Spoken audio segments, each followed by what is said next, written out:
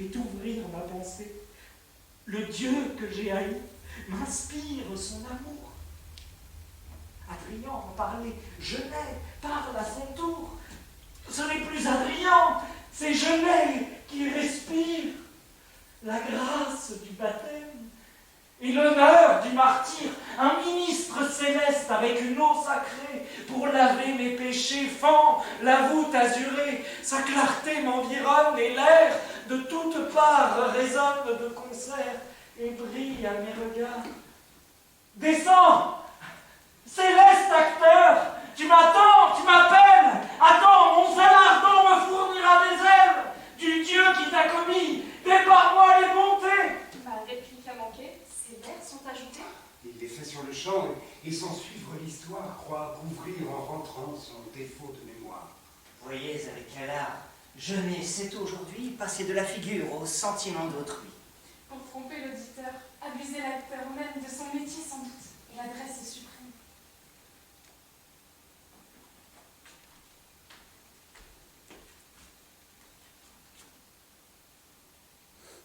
Ce moment dure trop. Trouvons-le promptement. César nous vaudra mal de ce retardement.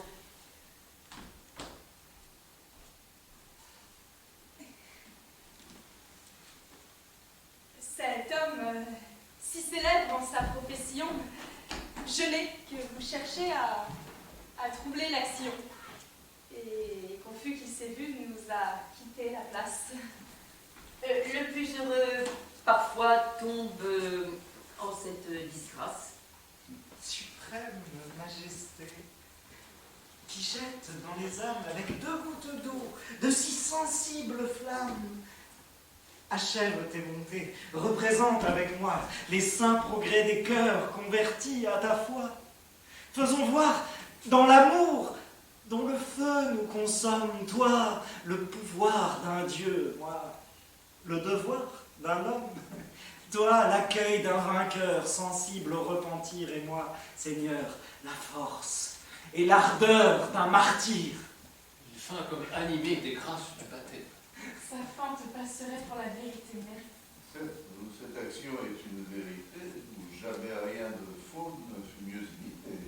Et vous, chers compagnons, de la basse fortune qui m'a rendu la vie avec vous, commune, Marcel, et vous, Sergeste, avec qui tant de fois j'ai du Dieu des chrétiens persécuter les lois, si je vous puis prescrire un avis salutaire cruel, adorez-en jusqu'au moindre mystère, et cessez d'attacher avec de nouveaux clous un Dieu qui sur la croix daigne mourir pour vous.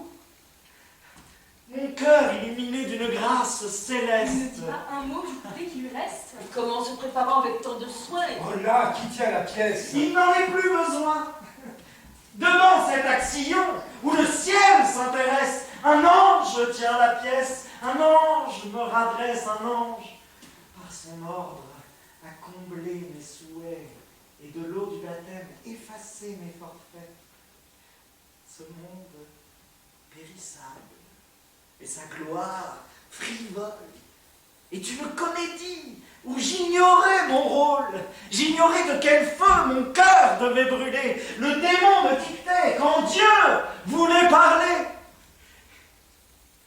Mais depuis que le soin d'un esprit angélique me conduit, me redresse et m'apprend ma réplique, j'ai corrigé mon rôle. Et le démon confus, m'envoyant mieux instruit, ne me suggère plus. Quand il manque au sujet, jamais il ne hésite. Dieu m'apprend sur le champ ce que je vous récite. Et vous m'entendez mal si, dans cet axillon, mon rôle passe encore pour une fiction. Votre désordre enfin force ma patience.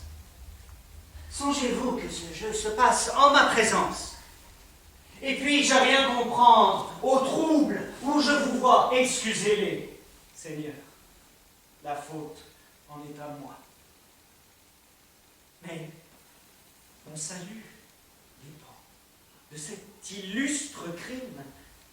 Ce n'est plus Adrien, c'est Genet qui s'exprime. Ce jeu n'est plus un jeu, mais une vérité, où par mon axillon, je suis représenté où moi-même, l'objet et l'acteur de moi-même, purgé de mes forfaits, par l'eau du saint baptême qu'une céleste main m'a daigné conférer, je professe une loi que je dois déclarer.